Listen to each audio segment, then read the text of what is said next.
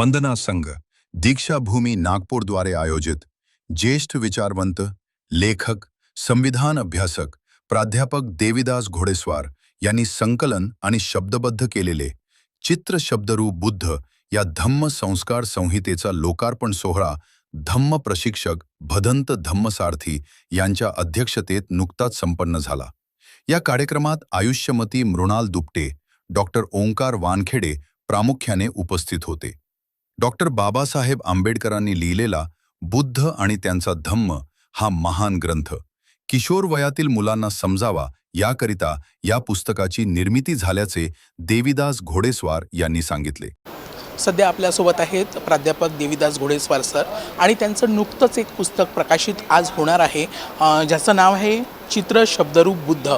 Doctor Babasaheb आंबेडकरांनी जो बुद्ध आणि त्याचा धम्म हा महान असा ग्रंथ लिहिलेला आहे, त्या ग्रंथाला सार रूपामध्ये आणि लहान मुलांना कसं समजेल या पद्धतीने त्यांनी लिहिण्याचा प्रयत्न केलेला आहे। वाचकच ठरवतील ते त्यात किती यशस्वी झालेले आहेत। सर, आधी तर अभिनंदन सर, तुमचं नवीन पुस्तक। धन्यवाद, त्याकरता आम्ही तुमचे आभारी आहोत। सर, हे पुस्तक आणावं अशी आपल्यास कल्पना का वाटली सर? वंदना संघ हा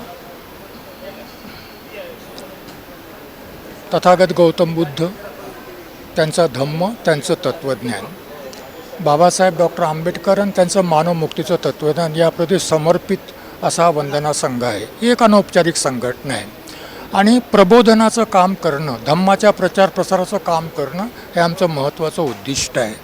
आतापर्यंत आम्ही जेवढी काही प्रकाशनं केलेली आहेत, इन्क्लुडिंग बुद्ध आणि त्याचा धम्माचा मराठी अनुवाद, हे सगळं मोठ्या लोकांकरता आहे।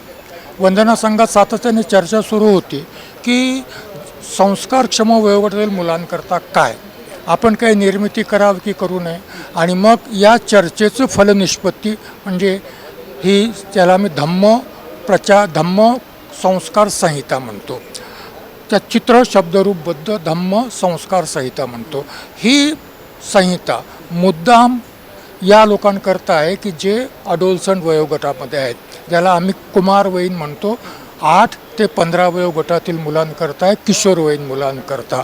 आणि हे अशा पद्धतीने या पुस्तकाची रचना करण्यात आलेली आहे की पालक आणि बालक दोघांनी मिळून संस्कार क्षम व्हावं, संवाद साधावा आणि धम्म समजून घ्यावा, इतरांपर्यंत धम्म पोहोचावा, हे मुख्य उद्देश आहे। सर, तुमचा पुढील उपक्रम काय असेल?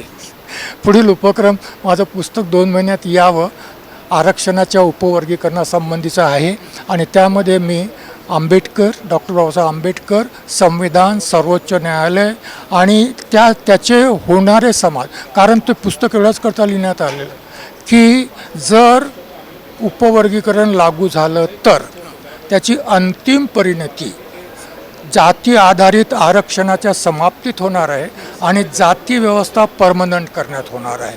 हे दोन्ही परिणाम या समाजाच्या दृष्टिकोनातून, डॉक्टर आंबेडकरांच्या फिलॉसॉफीच्या दृष्टिकोनातून, संविधानाच्या दृष्टिकोनातून भयानक आहेत, संविधानाच्या विरोधी आहेत आणि हे सगळं लोकांपर्यंत जावं याकरता त्या पुस्तकाची रचना करण्यात आलेली आहे। जूनपर्यंत ते पुस्तक येईल।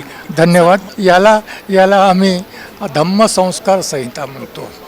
संस्कार परिवारातून होतात, संस्कार कुटुंबातून होतात आणि संस्कार व्हावयाचे असतील तर संस्काराकरता काहीतरी साहित्य पाहिजे ना, काहीतरी साहित्य पाहिजे, काहीतरी वाचायला पाहिजे। बुद्ध आणि धम्म हे वाचनीय ग्रंथ आहे, वाचावा, संध्याकाळी आपण वाचतो श्रद्धा म्हणून, पण त्याचा संस्काराकरता उपयोग होईलच, काही आवश्यक नाही। आणि म्हणून या निमित्ताने संस्कार व्हावेत, परिवारात संस्कार व्हावेत, परिवारात संस्काराची ही परंपरा निर्माण व्हावी।